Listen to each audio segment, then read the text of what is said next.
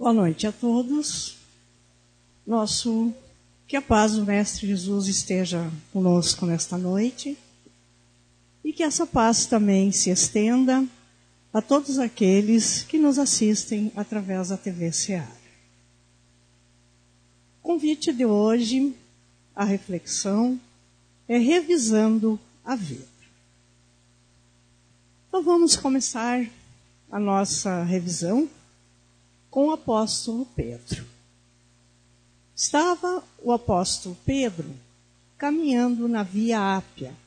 Via Ápia era uma antiga estrada que ligava a cidade antiga de Roma com as suas demais cidades. Mais ou menos tinha uns 300 quilômetros, depois passou a 600 quilômetros e era chamada Rainha das Estradas. Então estava o nosso apóstolo caminhando na Via Ápia e ele estava fugindo da perseguição de Nero. Quando ouve a voz de Mestre Jesus que lhe indaga: Quam vadis, Germano? Que significa: aonde vais, irmão? No âmbito da nossa vida, quando nos convidam para fazermos uma revisão da nossa existência, é inevitável que a gente faça esse questionamento. Como vamos indo? Aonde vamos indo? Nessa nossa reflexão, zelar por essa caminhada é de fundamental importância para nós. Somos peregrinos nessa nossa trajetória de vida. Temos o livre-arbítrio, fizemos nossas escolhas e as nossas ações passadas se refletem também das nossas ações aqui no presente. Há quem declare que o passado morreu e que o futuro é abstrato. Mas como estudante da doutrina espírita, nós compreendemos que o nosso passado, ele muitas vezes se reflete hoje no nosso presente. No nosso passado, nós semeamos, colhemos, temos méritos e deméritos. E as nossas ações do passado se refletem, sim, nas nossas ações hoje do presente. Jesus já nos dizia: a cada um segundo suas obras. Quer dizer que em determinado momento da nossa existência, nós vamos ser convidados a dar conta da nossa administração. Joana de Ângeles, com muito bom senso, nos diz assim: o passado, porém, já aconteceu, e seus alicerces não podem ser ignorados, nem evitados. Cabe a cada um diluí-los, erradicá-los. Quer dizer, nosso passado já aconteceu. Nós trazemos dentro de nós marcas desse passado. E nós não podemos ignorar.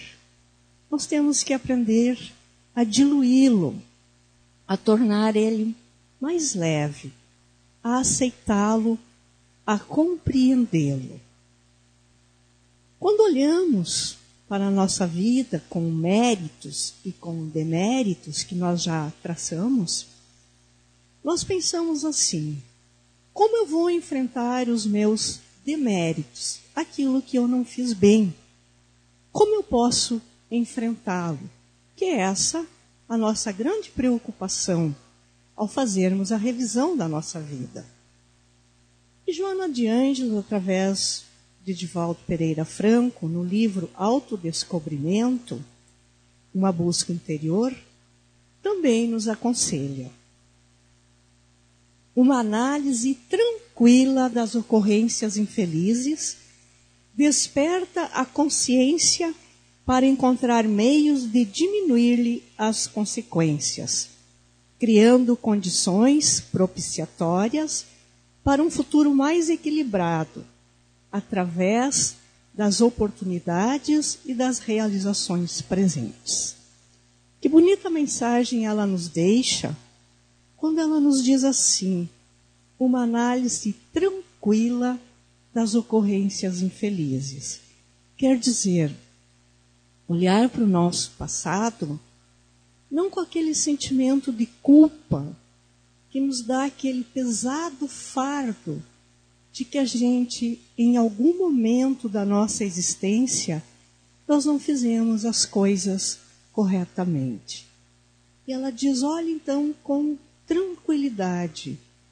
Olhar com tranquilidade vai nos dar este equilíbrio para que nós possamos nos dar condições de fazer esse enfrentamento da nossa vida, trazendo para nós melhores realizações no presente.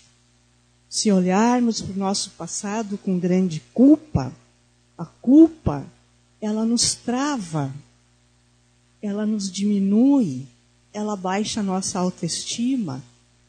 Mas se nós olharmos as nossas dificuldades com responsabilidade, como sendo responsáveis pelos nossos atos, pelas nossas ações, a responsabilidade vai nos mover. A culpa vai nos travar. Mas a responsabilidade, ela nos move para a frente e nos permite, com tranquilidade, fazer uma avaliação da nossa existência e, o que é mais importante, projetar o nosso futuro. Então, nesta linha de pensamento, o passado tem importância, mas o futuro não é algo abstrato, porque eu vou construindo ele no momento presente. E em qualquer momento no futuro, ao dar conta da minha administração, eu vou também projetar esse meu futuro e vou dar conta dele, das boas ações que eu faço no momento presente. Por isso precisamos despertar a nossa consciência para encontrarmos este caminho. O que é despertar a consciência? Despertar a consciência é olhar para dentro de nós, o nosso interior. O interior da nossa alma. Significa entrar lá dentro para nos conhecermos. É realizar a auto-observação para obter o nosso autoconhecimento. Constatar como somos. E o mais importante é o que nós podemos ser. Nos defrontamos, então, nesse nosso autoconhecimento, vamos nos defrontar com nossas atitudes, com o nosso comportamento, os nossos sofrimentos, o orgulho, o egoísmo, a maldade humana, que fazem parte, sim, ainda de nós e da nossa caminhada. Ainda somos seres imperfeitos, por isso que nós estamos aqui, em busca desse melhoramento moral e espiritual. Esta maneira de nós pensar, agir e reagir, esta forma do nosso comportamento e as nossas atitudes em que nós agimos e reagimos, esse agir e reagir, ele está dentro de nós, faz parte da nossa caminhada e nosso comportamento reflete muito o que nós fomos, como nós fomos criados, esse nosso agir e reagir. Como nós fomos criados, o ambiente em que a gente foi, as nossas raízes, não é? Como nós fomos orientados, o que nós trazemos de bom, o que nós trazemos de ruim. E frente a isso, nós reagimos nas nossas ações. Então, ao trabalhar o nosso autoconhecimento, nós vamos percebendo como é que a gente pensa, como é que a gente reage frente à nossa situação, às situações que nós vamos vivenciando todos os dias. Há pessoas que têm comportamento de soberba, de petulância, se melindram com facilidade, sempre acham que estão cobertas de razão.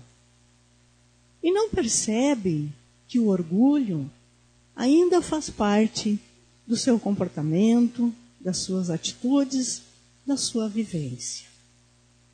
Aqueles que desejam tudo para si e quase nada para os outros. Acham que estão certos em agirem assim. Não se dão conta de que estão agindo de uma forma egoísta. Tanto a soberba como o orgulho são padrões de comportamento. William James, terapeuta mental, nos diz o seguinte: a maior descoberta desse século é de que os seres humanos podem alterar as suas vidas modificando o seu comportamento. E é o mesmo convite que a doutrina espírita nos faz quando ela nos diz para buscarmos força na nossa consciência, para tomarmos ciência do que somos e para nos projetarmos na vida presente e abrir oportunidades de crescimento, mudando as nossas atitudes e os nossos comportamentos frente àquilo que nos incomoda, que nos atrapalha, que nos angustia. Como iremos, então, fazer essas mudanças, que não são fáceis? Um dos caminhos que nos aponta é a flexibilidade. O que é sermos flexíveis? Sermos flexíveis é olhar para o problema que nós estamos passando, para aquela dificuldade, e observar aquela dificuldade sobre outros aspectos, outros paradigmas. Quer dizer, eu posso transformar a minha dificuldade em aprendizado. Eu analiso sobre vários aspectos aquela situação difícil pela qual eu estou passando. E isso vai me possibilitar escolhas frente àquela situação. Eu estou flexível, eu estou aberto a ver sobre outros ângulos a minha dificuldade.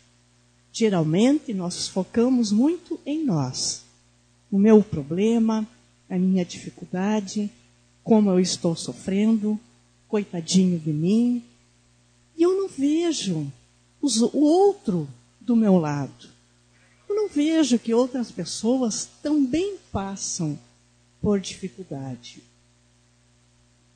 Eu não consigo observar no outro nada, eu não enxergo o outro. Eu não enxergo o outro lado da moeda, como a gente diz. Então, se eu estou flexível, se eu estou aberto, eu consigo fazer esses parâmetros. E através deste novo parâmetro, desse meu novo olhar, muitas vezes vai me abrir novas perspectivas. E eu vou poder enxergar bem mais longe do que se eu ficasse só centrado, olhando para mim, como se eu fosse o centro de tudo. Desta forma, nós podemos, nessa nossa flexibilidade mental, buscar, sim, novos conhecimentos. Jason de Camargo, no seu livro Educação de Sentimentos, O Caminho das Virtudes, ele nos dá esses conselhos de flexibilidade. E nos diz assim, ó: cultive a flexibilidade todos os dias e estarás preparado para novas mudanças. Então é eu não me assustar com aquilo que está me acontecendo, eu ter calma, serenidade e ver, não é? Por que está me acontecendo aquilo ali? Como é que eu vou resolver aquele problema? Exercite o hábito de ver os fatos por vários ângulos. O que me faz infeliz? O que me rouba a paz? Qual é a razão da minha cara feia de hoje?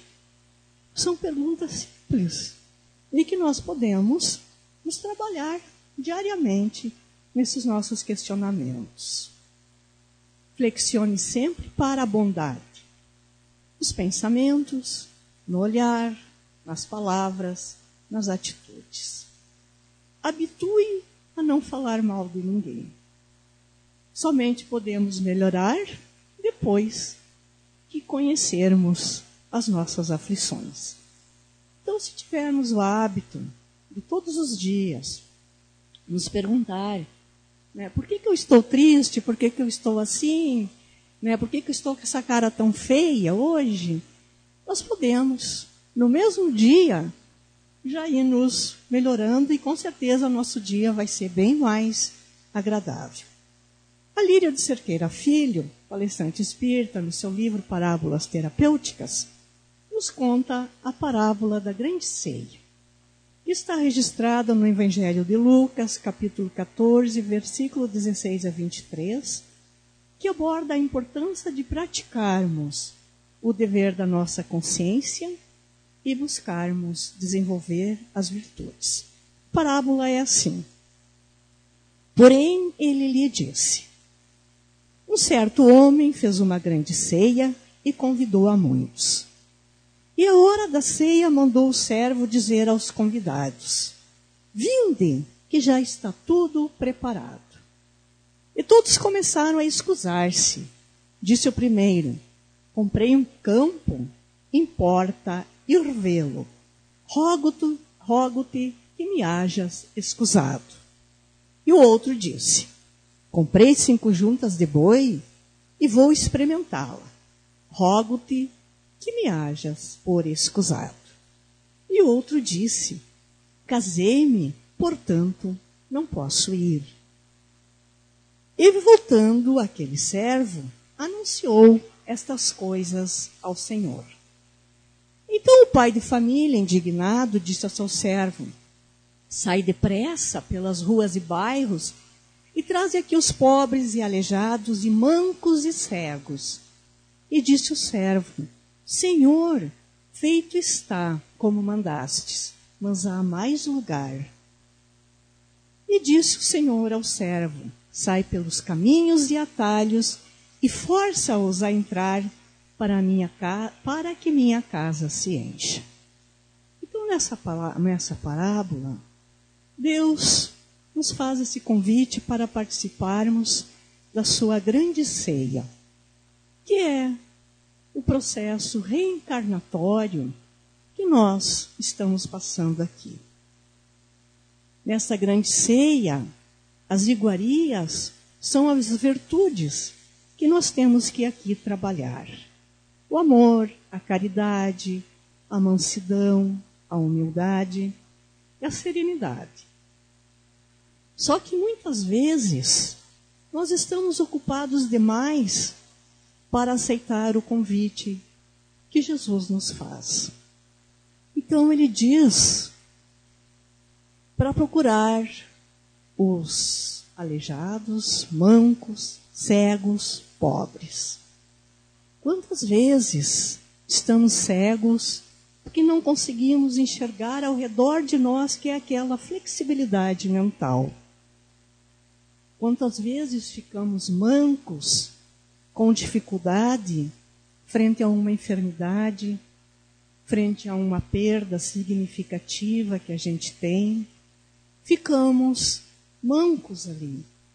Mas Jesus diz: traga-os, convida-nos, nós que estamos assim, naquele momento, Porque naquele momento nós estamos talvez mais receptivos para ouvir o chamado de Jesus. Quando nós estamos sofrendo, pouco mais sensibilizados, pouco mais doloridos. Mas ele não esquece de ninguém e diz para ir pelos atalhos, porque ele quer todos na sua ceia.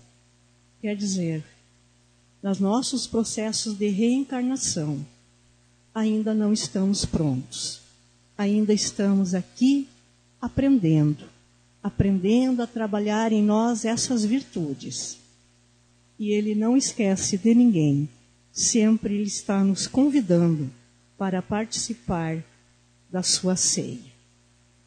Não vamos precisar ficar tão doloridos para aceitar o seu convite. Vamos começar a refletir e aceitar sempre participar da ceia, que é o trabalho das virtudes em nós. Joana de Ângeles nos diz o seguinte: viver é construir-se interiormente, superando cada patamar da evolução mediante o burilamento de si mesmo. Não é tarefa simples, porque tem muito a ver com a realidade moral e espiritual de cada criatura.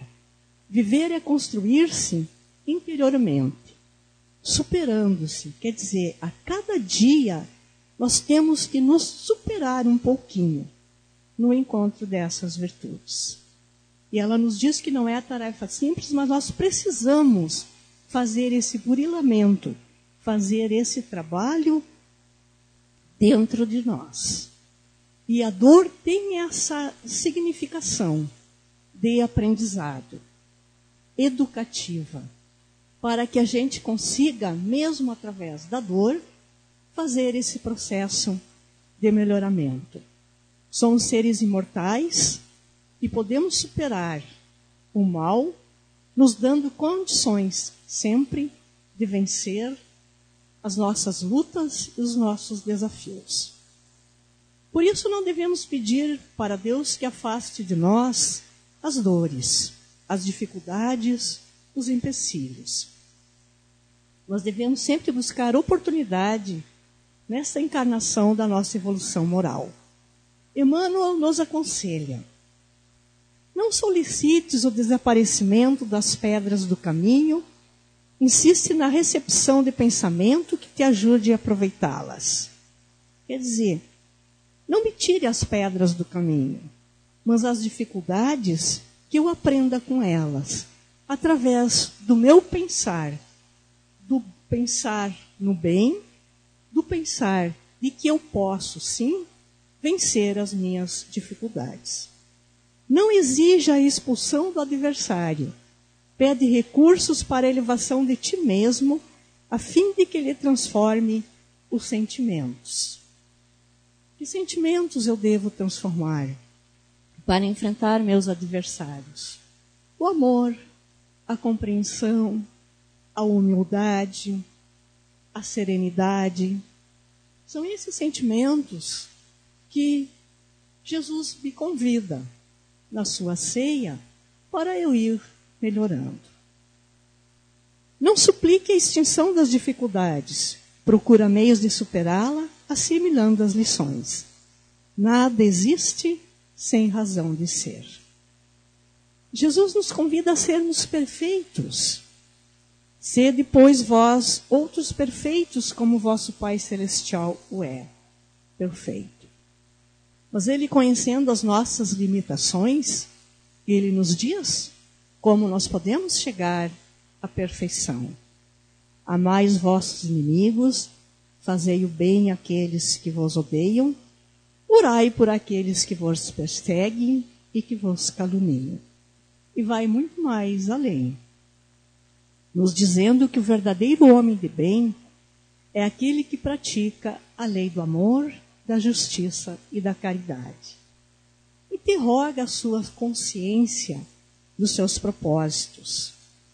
Pergunta a si mesmo se não violou esta lei, se não fez o mal, se fez todo o bem que podia.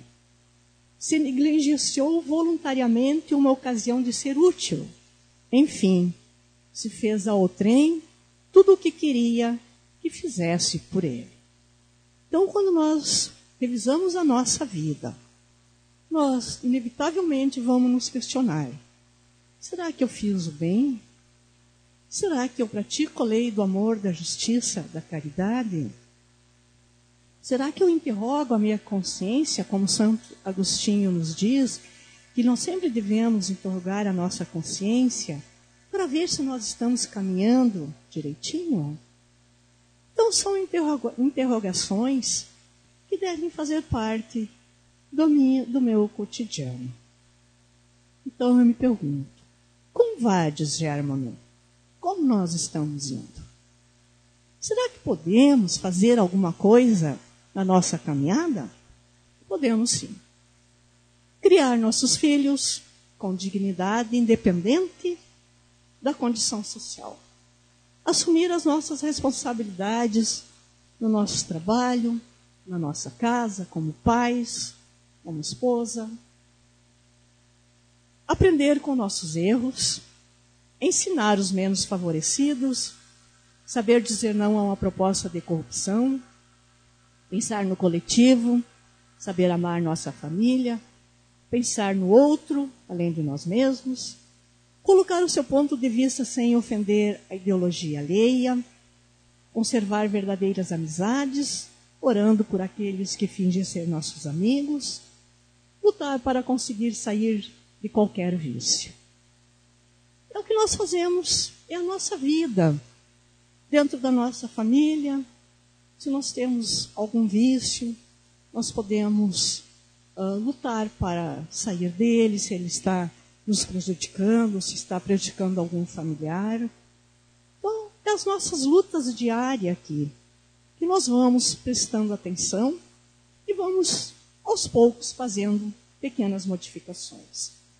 Seja qual for a condição que nós nos encontramos hoje, que nós possamos valorizar essa encarnação e essa existência.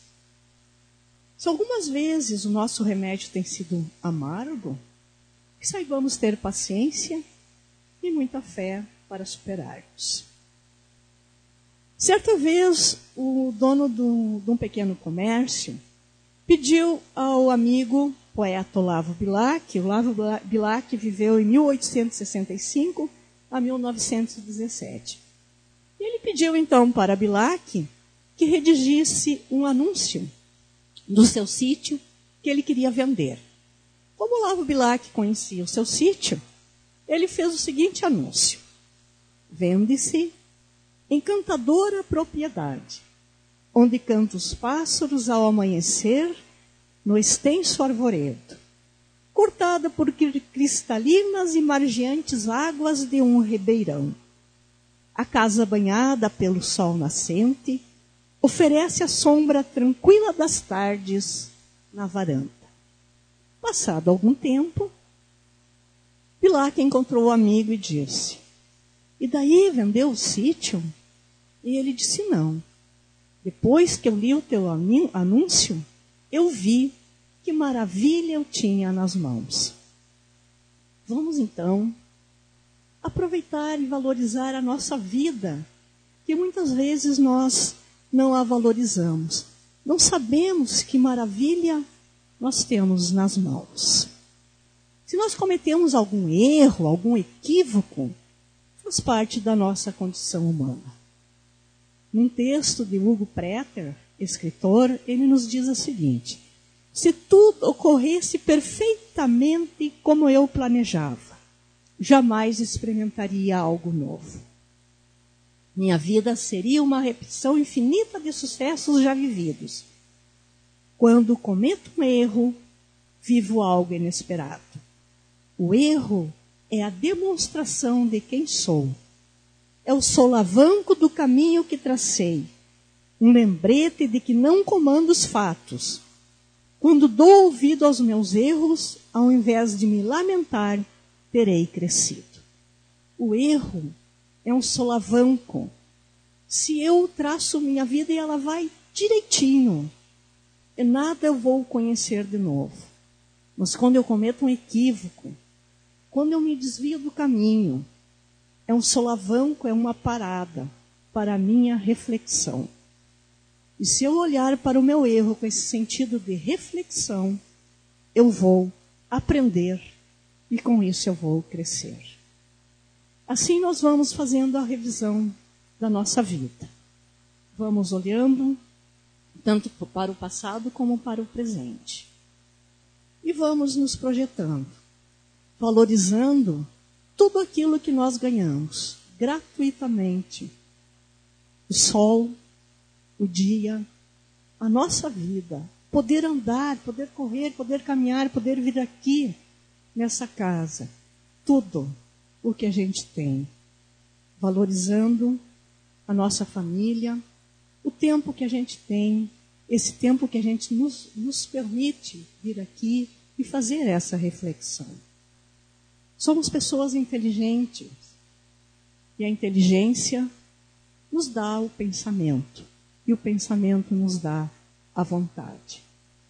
E a vontade tem que ser forte, tem que ser firme, como nos diz nessa história.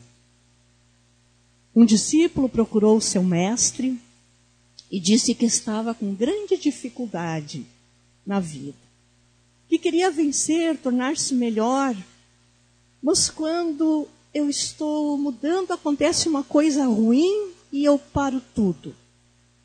Retorno tudo à estaca zero.